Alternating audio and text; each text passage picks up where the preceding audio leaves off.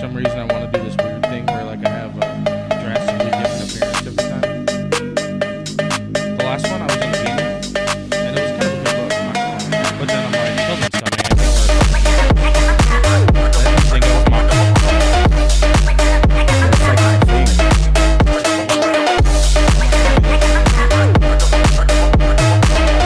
I can't even take myself serious. How the fuck are you supposed to? Yeah, I don't know. I've talked to worse, you know? Okay, fair enough. Yeah. Rock bands and Lipton tea. Let's go. Fuck yeah. Fuck yeah. I seriously don't like wearing sunglasses inside, so this is a struggle. Yeah, I have a buddy who used to do it pretty consistently, and it's such a bizarre thing to me that you would like actively choose to do that. It doesn't bother you that you can't see my eyes? Not really. Because I will say that's like one thing. If I'm talking to somebody and I can't see their, like if they're wearing sunglasses like this, then I'm like, I don't know where to look right now. Yeah. I don't know. So whenever I'm talking to somebody, I mean, like a little bit. I feel like an asshole Kinda. because I'm like, he can't see my eyes, so you should take your fucking glasses off, Yeah, dickhead. it's kind of like a dickhead move. It kind of is, dude. Yeah. Okay, we're not gonna do that. It's a bad idea. Yeah. Well. It's all right. It's either that or like my. Have you ever seen those giant? It's almost like a sombrero, but I have like one of those sun hats that you wear at the lake. Yeah. Big ass straw hat. I was gonna wear one of those. You should get one of the sombreros. You could put hot sauce in the top. Oh, I'm so down. And Listen, then man. like chips along the side. You know. Yeah. Okay. One of these days we'll do a nacho episode. We'll cover the table in fucking foil. We'll have nacho. This has gone too far. Yeah. I had something. I don't remember if it was like some kind of a video or something on my phone, but it was heavily related to ADHD, and I wanted to bring it up to see what your thoughts on it were. And obviously, that's super helpful considering I can't fucking remember now. It's great. Well, if you remember during. Yeah. You know. Yeah. But the other thing I wanted to ask you, and I guess I'll just dive right into it. I say that every episode, too. I'm just going to dive right into it. I'm just going to get right into it. Hey, it's okay. Like, can you ease What into... What else do you say? No, Yeah. easing is like, that's like boring. Yeah, it's super Yeah. boring. We're good at taking left turns around here. Yeah. One of the things that I did this last week, and I've talked about it, I think I'm going to bring it up more, but I posted a bunch of stuff about depression, reels and stuff of that nature, and I raised a lot of controversial stuff. What? Yeah, and it was kind of my goal, not to be controversial, but my goal is to get different angles. Mm-hmm. So now I'm even more curious because of how many feathers I ruffled, and I'm curious. I think what I'm gonna do is I'm just gonna tell you the base statement of what the reel said, and I want to get your take on it and go from there. Okay.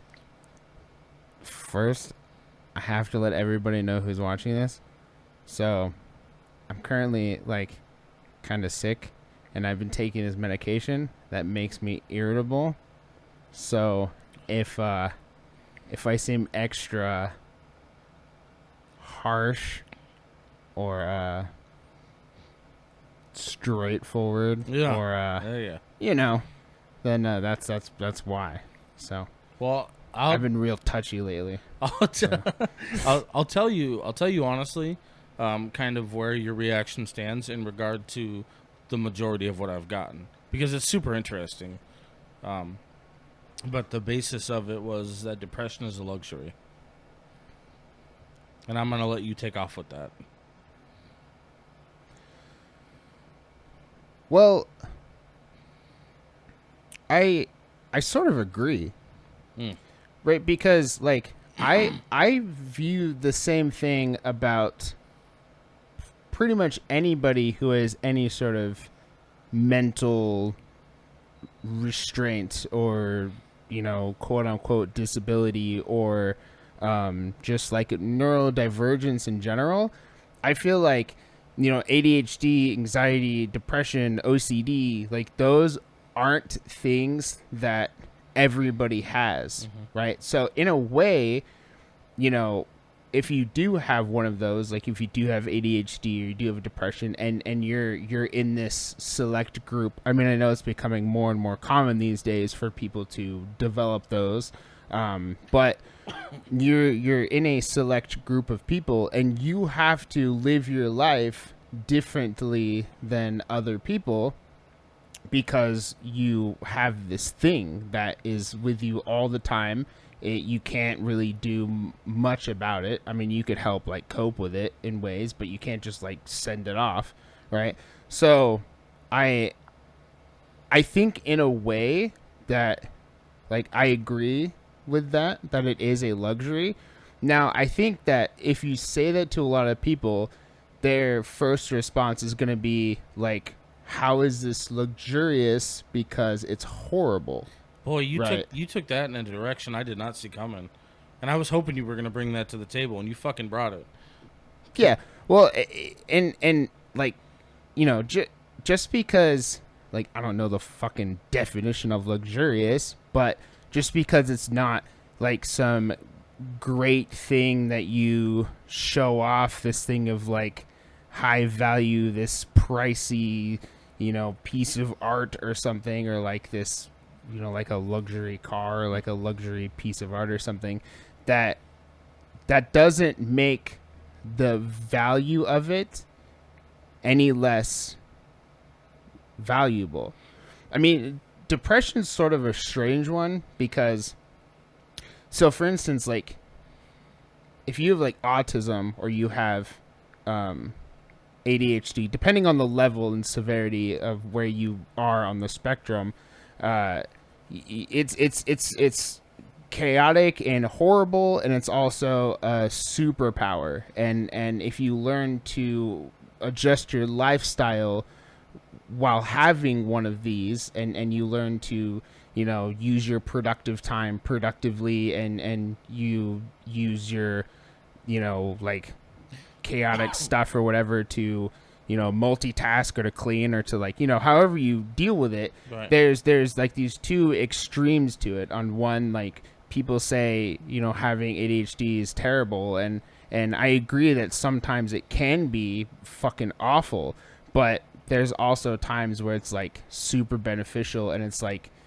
you know, if I didn't have it, I would be much less productive in some senses. I'd be much less creative. I'd be much less me. I mean, it's part of my personality. Like that's me. And so if I didn't have it, I'd be completely different. But with something like depression, there really isn't much of a positive to it, right? It's sort of like you feel this thing, and depression is awful. And when you are depressed, you feel terrible. And it's really hard to like, you know, you're depressed and then you're like, how do I turn this into a good thing? You know, how do I use my depression for good or to benefit my life? And there really isn't a lot of ways that you could do that, you know?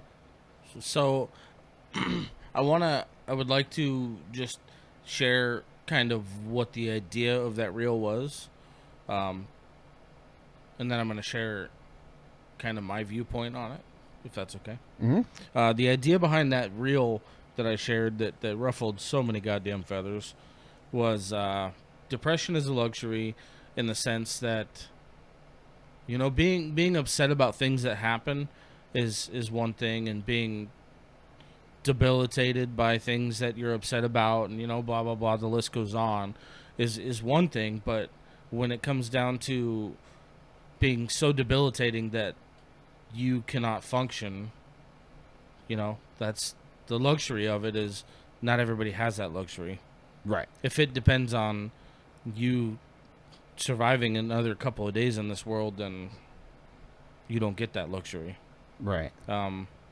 It's a pretty odd way to view depression, but I found it interesting. Well, and I think that's where a lot of people are kind of I mean, I haven't seen the like debates and stuff. I haven't seen the comments, but I assume that most people are viewing that on a surface level, right? And they automatically associate like the term luxury with this is a good thing. This is something that people want. This is something that's desired. And of course you're going to be like, well, who wants to be sad as fuck? And it's not about that. It's not about whether it's a good or a bad feeling. Yeah, it's not good and bad. That's not what we're looking at. In any aspect, it's bad. It's terrible. It's not a great thing to have. But the fact that not everybody in the world can feel sadness that deeply is a luxury. Now, is it a good thing? Do you want it? Is it sought after? Of course not. But in a way, I mean, it's unique. The one comment that was repeated pretty often throughout the comments that I kind of the one comment that stuck with me the most, aside from all the other drawn out, rants that were there, a lot of people, all they did was post first world problems. Dude, there's so many fucking goddamn stupid people in the world. Like it's so infuriating, like being alive at this current moment in the world, mostly in America or the United States, or but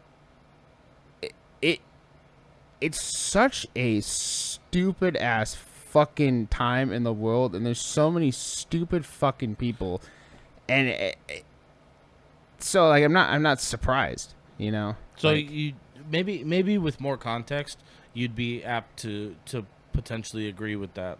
But where is your feeling lie with that comment? Because I got different degrees of it. So first world problems, like maybe at the core, what I could see is, oh, I'm fucking sad, so I can't go to work. First world problem.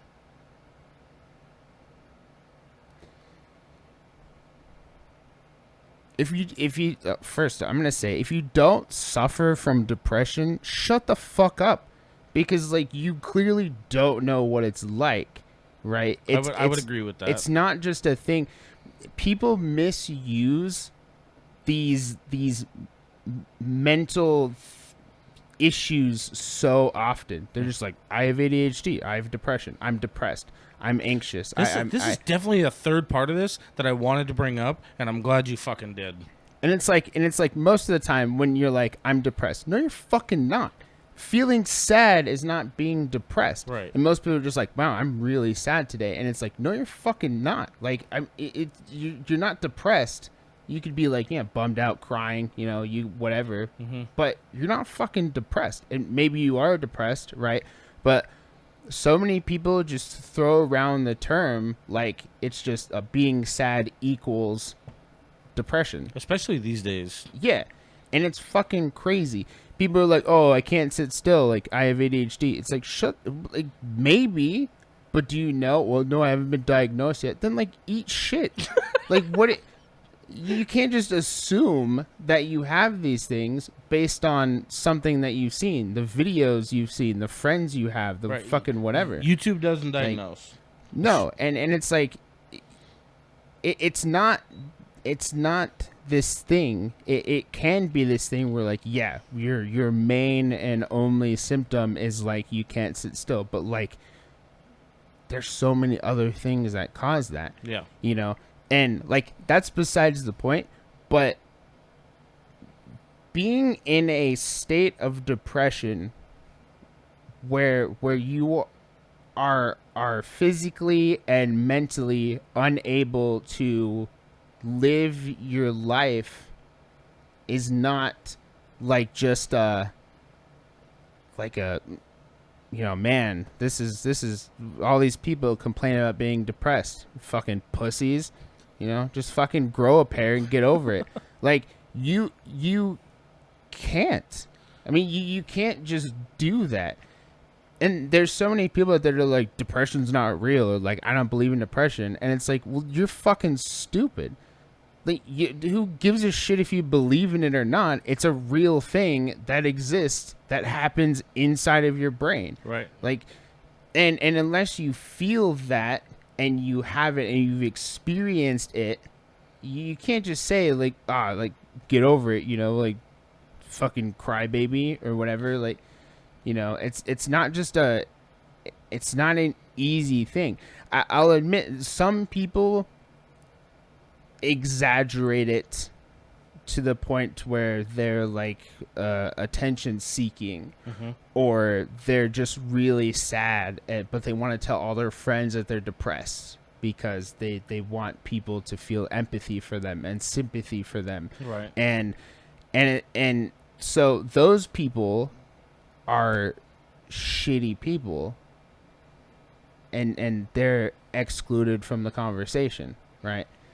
But when you're talking about depression as an actual real thing, it's not just something that you could say, oh, all these people are crying about depression.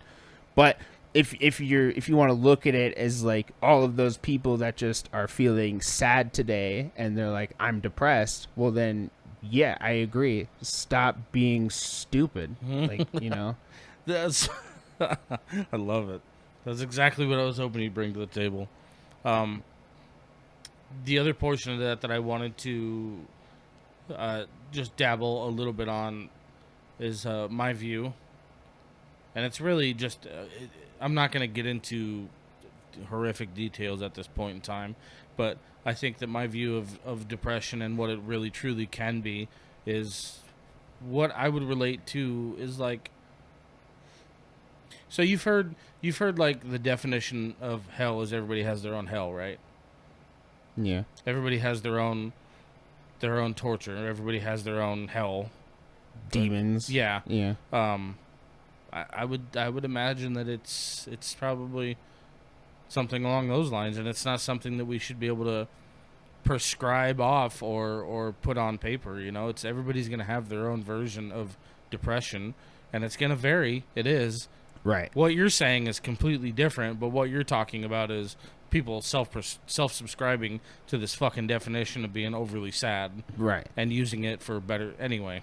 But I would say that if I were to give depression a face, then it would probably be my own version of hell, whatever that may be. Yeah. So, I mean, personally, I think there are things that are worse than depression, like anxiety. Anxiety's a motherfucker. If you have anxiety and you have an anxiety attack, it makes being depressed look easy, right? Or feel easy, right? Because that's fucking horrendous. That's gonna raise some comments, right? Having ADHD and being off of medication and being forced to be in a place or a situation or doing something that you do not want to be doing with every fiber of your being, but you're forced to be there and sit through it, and just what happens inside of your brain, to me, that's a worse feeling than being depressed. Because it consumes my entire being, and it's like it's the worst. I feel it. It feels like I'm vibrating on the inside throughout my entire body. It feels like I have this severe pressure in my veins, like I have this constant adrenaline pulsing through me, but I can't do anything about it. And the stuff that's happening inside of my head is just like this chaotic war zone and flashing pictures and just like the most brutal thing you can imagine is just all happening, flickering, and just like speeding by in my head, and you just can't control it. Like nothing you can do can just take it away. And until you're like, and then you're like shaking and you're like restless as fuck, and you're like, I gotta get the fuck out of here right now, or I'm gonna freak out. Like I can't do this.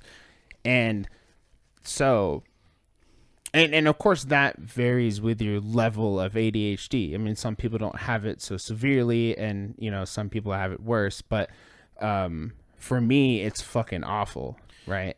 So you talk about being in a social situation that you don't want to be a part of, that you're quote unquote being forced into. To dude, I feel like I don't think that I'm anywhere close to the same diagnosis that you would explain, but there's sometimes where I have this just like overwhelming. Every part of me wants to just be disconnected, so I'm not a part of whatever it is that I'm dealing with, and I'm quiet, I'm shut off, and not fucking relevant. What's up, man? Fucking Joey. Joey just came in. Joey looks fucking good. Is it the one on the left? What? Your neighbor that you have a problem with, or is it the one on the right? I don't have a problem. Okay. Why? You did. Because I parked on your left side. Ah, fuck them. Neighbor's house. They'll be all right. What's up, dude? What's up, buddy? Don't let me bug you. You look dapper. He always looks dapper. Look at that hair. I know, I'm jealous, dude. He's beautiful. Fucking Joey. No, but it's funny how different it is. And I don't really know what the diagnosis of it would be, but dude, if I don't want to be a part of it, I can't even fake it. Right. Like, I cannot, for anything inside of me, fake being a part of something I don't want to be a part of. Yeah. And I don't know what the fuck that means or what it... Well, it's mainly probably just a form of social anxiety when it comes to being in a place with people or around people or in a social setting, Yeah. right? It's social anxiety, but what is causing that? Like, what is the starting point of that is something that, it could be any number of things. Yeah, it's... Right. Sometimes that shit just happens just out of the blue. Yeah. Without a starting point, and that's what... These are moments I'm like, well, I'm just an asshole, and we're gonna settle with that. Well, and like I don't think it's this. I don't think it's a crazy like unique feeling, right? Because I feel it quite often where I just like I'm over it. I don't want to be here anymore, or right. I don't want to go do that thing, and I feel like it's pretty normal for people to just like not want to do some things sometimes. Depending on the situation, but it's more concerning to me that I can't fake it. Yeah, which is strange. Well, I can't really fake anything, but I would love to just be able to just be bubbly on command, or sometimes. I guess I should say that I don't fake anything. I actively choose to not be myself, right? Okay. Because I don't think there's a fucking point to it. I mean, we've talked about this before, about how I believe in being you 120% of the time, right? And because if you're not, then like you're lying to yourself and everyone else around you, right? And if you're feeling something, there's a reason for it. It's coming from somewhere, so express it, right? Do the thing, because it doesn't just pop up for no reason. You can't just push it aside, or you can, but like, why? If you're feeling a certain type of way, like, why do you want to be fake? Just be real. It's like the best way to go about doing things, just like telling the truth. I live by love everyone and tell the truth all the time, right? That's like a big part of me. And I feel like if you lie to anybody, it just doesn't do you any good. Right. Very true. And if you're standoffish and if you're an asshole and you don't show people love who there's no reason to not show them love, then like, why? Is that fucking Chelada? It's Juaritos. Oh, hard alcohol, or it's a hard Juaritos. Oh fuck. No. Weirdly enough, I was actually gonna say, I think him and I have had this conversation too. We've talked about the different Joeys that people see a social Joey, and he's always the same. For one time, of which I wish I had that card. I wish I could pull out a social me and just have everybody see that, but I can't. That's a fucking talent. Well, for some people, it's kind of second nature. Like my wife, she can just like flip the switch, and she's so good at pretending or like being fake happy that, you know, you would never be able to tell. And it used to be a really big issue between us because, like, to me, I would feel like everything is all right, you know, like all the time, like everything is good. And then, you know, it comes up a couple months later that like she's been going through some really tough shit and like I had no idea, but it's been affecting her in all these different ways. And so then we're having a conversation about like what is going on.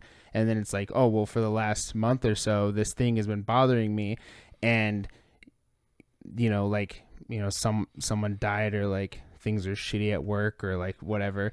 And like, I would never be able to tell because if you don't communicate, you don't talk about it and you just have this facade, like you're fine and this like persona, then no one would ever know. And that's my issue with it is that you're fake. It's a fake thing. It's not real. You're lying to yourself and other people. Right. And you know, it's not always like you don't have to associate like lying and being fake with automatically something like evil or deceitful or something like that. But it's just, why not express it? Why not just, you know, be honest? Why not just be yourself? It took me a lot of years to train myself to do what you're expressing. And I don't know why. I don't know why I grew up. Actually, I probably could now that I say it. As I going into my adulthood, I wanted to be more accepted and more of the popular crowd. You know, I wanted so much to be more desired than I was growing up in school and shit like that, that I just started becoming what everybody wanted to see rather what was good for me. Well, and that's such a stressful and a stressful situation and something that can lead you to burnout super quickly. Yeah. Because picture it, right? You have like 5 different groups of friends, and they're all vastly different from each other. 100%. But every time you hang out with them, you try to fit in, right? You act like they act, right? So you're putting on 6 different versions of yourself. The one where you're by yourself, the one when you're with all these friend groups and their friends and their families and all that stuff. And then even more if you find a partner, right? If you're in a relationship, now you have 7, right? And it's like one of those things where, you know, you have to build relationships with people honestly. Yeah. Because there's only one true version of yourself, and that's the only one that counts. Right. Really, is just you. And no matter what situation you're in, that's you.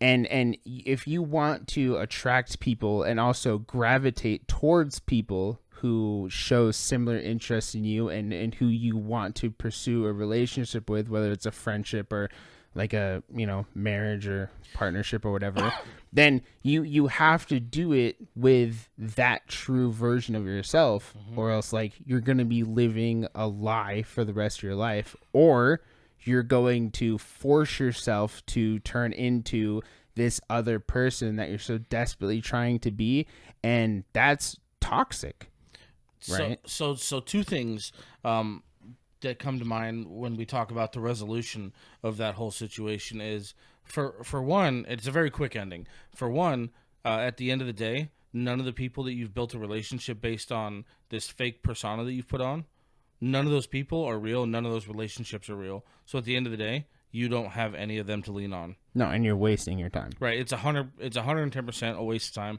And I've found that out the hard way several times, you know, just trying to be somebody that people wanted to see or be the popular guy, whatever the fucking case is, doesn't matter. All those people are obviously gone for pretty open reasons. 2, you spend so much time not knowing who you truly are that you trying to develop a relationship, a true relationship with people in your life now is going to take twice as long. Right. Because you spent so much time dicking around with somebody that doesn't exist. Well, and you could also develop a dissociative disorder where you no longer even know where to find yourself. Like you're lost and you just disassociate, and then it's like you're just this whole other person. That one struck a nerve because I feel like I might have dabbled in that. I mean, most likely. Yeah. It's becoming a more common thing because, you know, especially with the last few years and a lot of people spending a lot of time doing things over the internet and virtually rather than in person. So then when they get so used to that now when they go out in person, they're like, what do I do? Like, how do I communicate with people? This is weird. And also, like, it's so easy to say so many things online that you spend all this time saying all of these things, right, and acting a certain way, and then in real life, you know, most people don't say the same things or don't talk the same way, right? And so they're sort of developing it and they don't even know that it's happening. Yeah. It's just a thing that is naturally occurring. But if you can, you should try to just be yourself. And when you find a group of people, another thing is, like, all those people, you don't really want to be friends with them. Like, you don't want, you obviously don't share the interest if you have to force yourself to like them or be like them. Right. It's not, you don't naturally like this thing. You don't gravitate towards it. So, like, why is it happening? Why are you doing something you don't want to be doing? Well, at the core of that just means that you've offered a select group of people or select people, you've offered them something even when it doesn't benefit you, right, as well. And that's, you know, that's the only reason that they're there at that point.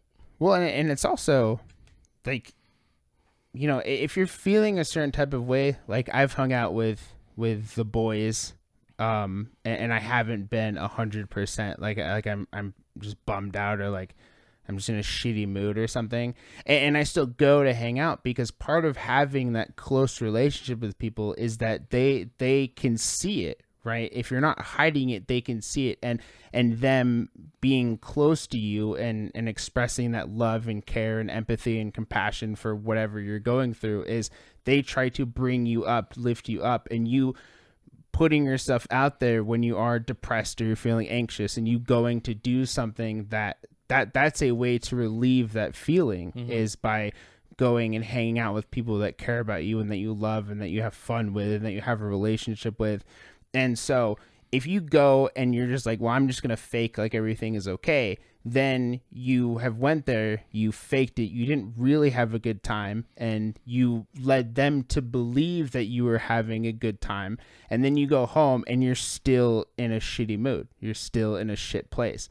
But if you go and then you're just like, yeah, I'm not feeling it today, and then by the end of the night, you're like genuinely happy and you're like gassed up and you're like, you know, feeling better, right? And like, I had a good night. You solved the problem, right?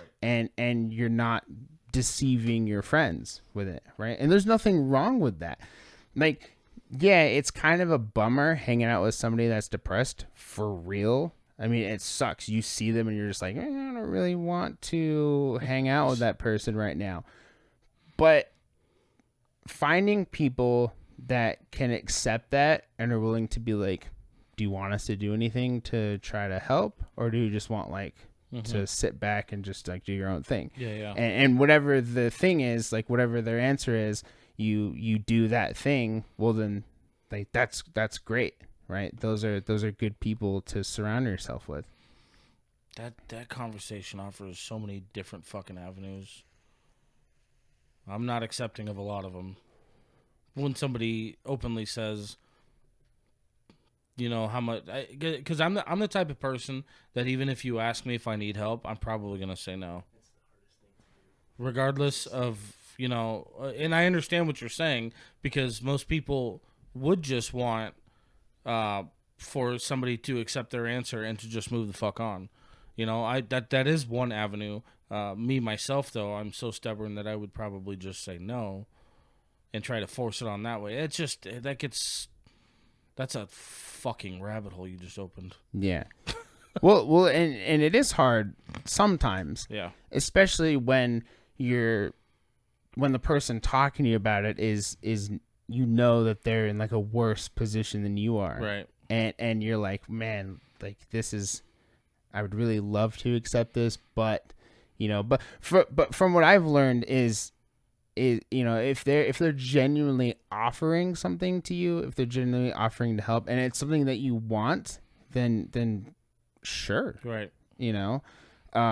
However, if they're just doing it for sympathy, or they're just like, yeah, like you said earlier, I'm gonna do this thing because I feel like I have to, so I'm gonna ask anyway, or like their wife is like, oh, you should go ask him if he wants that thing, or if he wants help with this, and he's like, oh, fucking really? And then he goes and asks you, and you can just tell that it's not genuine. Then they just like, nah, like I'm good, You don't really want to help me with this thing. You don't really want to do this thing. So, like, why would I make you do that?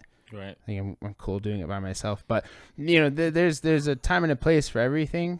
And it's just kind of something that you have to develop. And this is all just, like, me and my experience with it. And just, I've weighed what burns me out and what puts more stress and strain on my life, and just what I don't want to be a part of.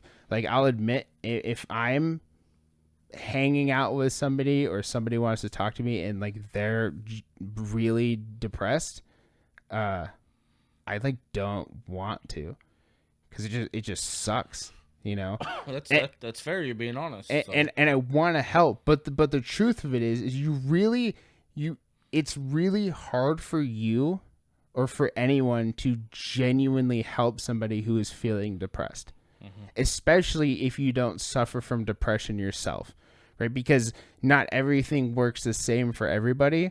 So you could offer something, right? You could be like, if you need anything, let me know, or like, if you want me to do anything, or blah, blah, blah. But really what they want is they want to brain dump what's going on in their life to you. And that's all they want. They just want you to listen. They just want to get it out of their body, because that's what's debilitating them, is they have no one to talk to. They feel alone. They feel isolated, and they just want to get it out. They want somebody else that exists to coexist with them and share this thing that's happening to them. Do you think that want for expression could potentially be on a subconscious level?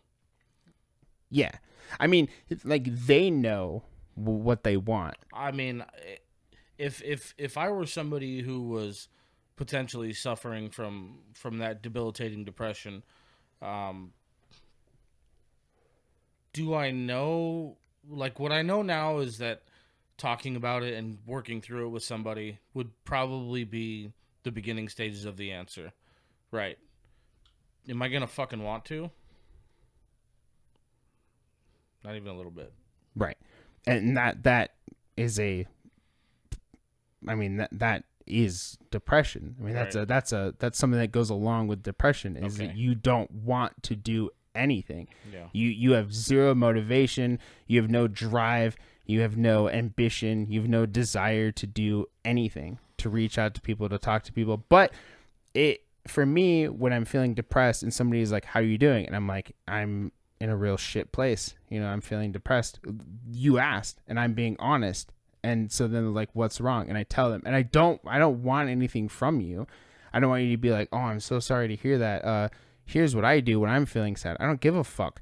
You asked me how I'm feeling, and I told you how I'm feeling, and that's all I want. If you want to know, I'm more than willing to get it out of my body and share that with you. Yeah. But I'm not just gonna like message Joey out of the blue and be like, hey man, I'm depressed and here's why. And then he's like just in the middle of his day having a good time, and he's like, oh shit, that sucks, So even though I know like he would obviously be a good person to talk to, and like, now I can share that with him, but just to forcibly put that on somebody, and then now you've affected their mood, and they're just like, they weren't expecting that to happen, and now you've shifted the rest of their day, right? Mm-hmm. And then you put them in a situation where like they don't know what to do. They're like, should I say something? Should I try to help? Like, well, you kind of raise a whole other conversation of what some people might call like potential responsibilities of somebody that's actually close to you. because I feel like that's like an unspoken thing, you know. If you're that close to somebody and somebody reaches out to you in that manner, then maybe it is not necessarily responsibility, but you know, it's like I said, it's a whole nother conversation you raise. Yeah. In my opinion, anyway, because I see what you're saying, and I definitely agree that you wouldn't want to be an inconvenience to anybody else and anything else that they may be going through, and you don't want to just stop their fucking day just because you're having a shit moment. However, I've been called out enough times to know that apparently we're supposed to acknowledge the other end of that. Enough people have told me that if that's a fucking problem, then you need to reach out and say something, you know? Well, I see a lot of people say that because they feel like they have to. They feel like as your family or as your friend, like you're inclined to say, if you need anything, reach out to me because I'll be there for you. Right. But don't fucking say that if you don't mean it, right? If somebody is like talking about how they suffer from depression and they're going through this really hard time, and you don't know them or you barely know them, or it's somebody that you really do know, no matter who it is, if you say, if you need anything, reach out to me, like I'll be there, I'll respond, I'll listen, whatever you need from me, I got you. And then they reach out and you just like leave the message on read and just don't say anything, then you're a fucking garbage human. And like that's a really shitty thing to do, because that person genuinely may not have anybody else to talk to. And so you offering that was like, oh, this is the one person who's going to listen to me if I need something. Right. And so if you say that to somebody, you better fucking mean it. And if you don't want to take on that responsibility, then don't tell somebody to do that to you.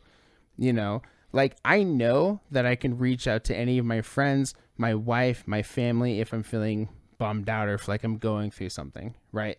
But I choose not to. I'm not going to be feeling depressed and then message 10 different people and be like, I'm sad, because you definitely that situation is fucking different, because when I find out if by chance I do find out that somebody is looking for that kind of attention or seeking that kind of attention to that many different degrees, because that's a real thing.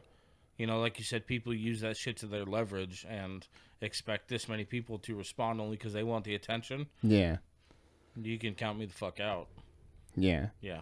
So. Well, and then a lot of people say like, oh, you should have said something. And it's like, why? What could you have done for me?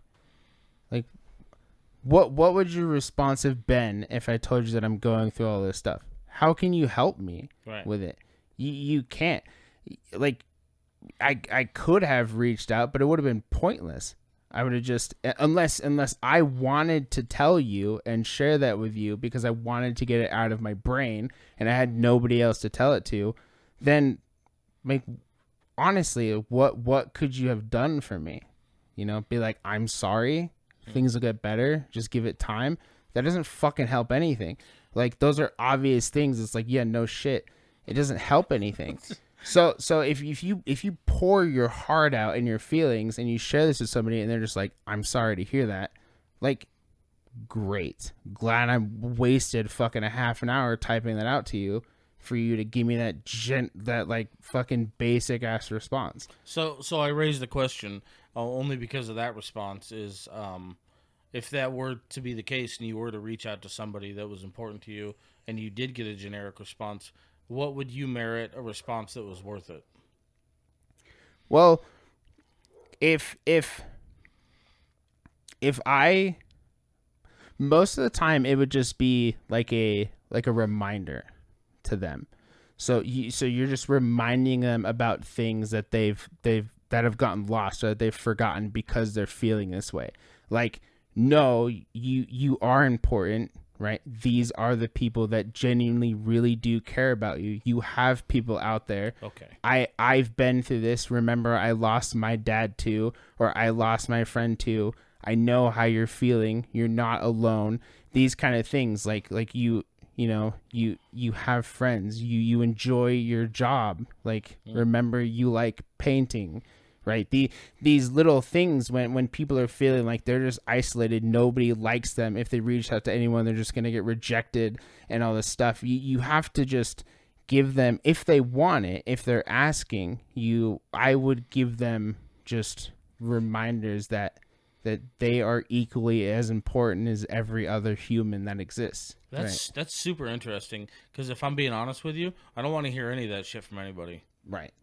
What you're talking about is like constructive feedback instead of just the You're right. like, oh, it's gonna get better. Yeah. I can see where that would be extremely helpful. I don't know, me personally, if it's a me problem, then it is, but I just don't want to hear that shit.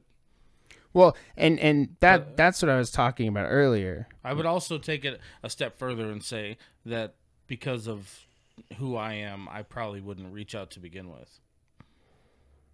So it's kind of a fucked up beginning. You know, we're walking down two different paths and two different sources of quote unquote depression. Well, and see, you most of the time I would say that you are just looking to get it out of your body.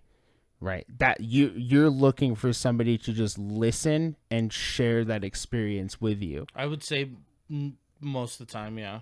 Which is a normal thing for people that are depressed, because like I said, what are they going to do to help you? Right.